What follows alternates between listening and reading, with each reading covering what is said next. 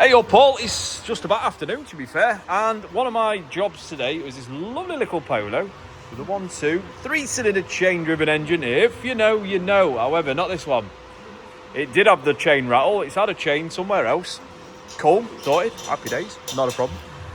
And it's coming to me today with a flashing yellow oil light when you first start it up, and then it disappears every time you start it up without fail.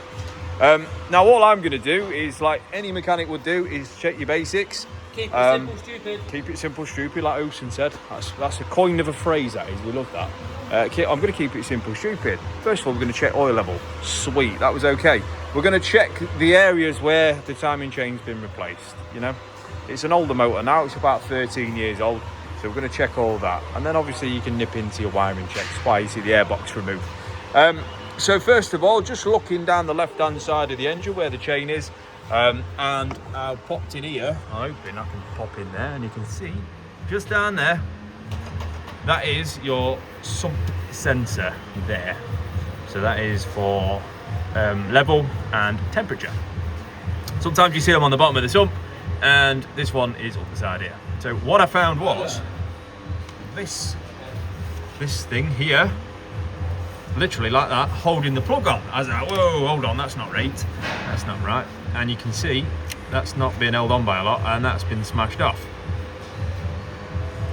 So I thought, oh dear. So I pulled there's a cap on, like a protective cover. So I whipped that off. As you can see, it's been hit, but it's not destroyed.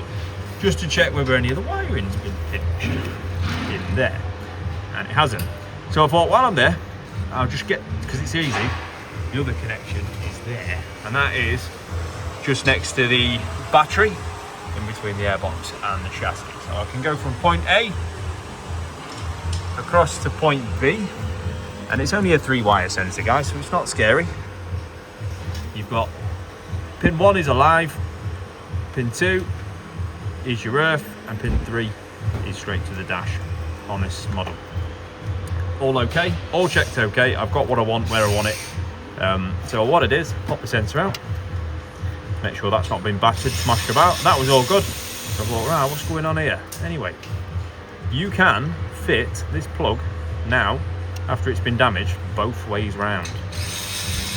There, right? So that's how it was fitted. However, if it wasn't damaged, it would only fit one way. And it should actually be that way round. So all that's happened is they've spun the plug round because it's been broken and plugged it in incorrectly. So I know this is like an anticlimax to an amazing diagnostic video, but this is what we mean by keep it simple, stupid. Yeah? That's all we need. Keep it simple, stupid.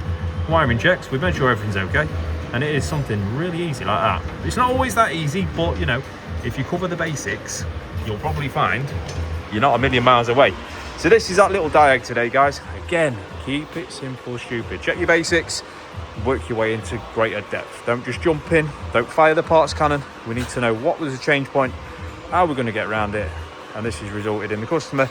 We're going to advise him a plug, that's all it needs, and then I'll put the car back together and it's all theirs. So have an amazing afternoon, guys, and we'll see you in the next one. Love you, bye.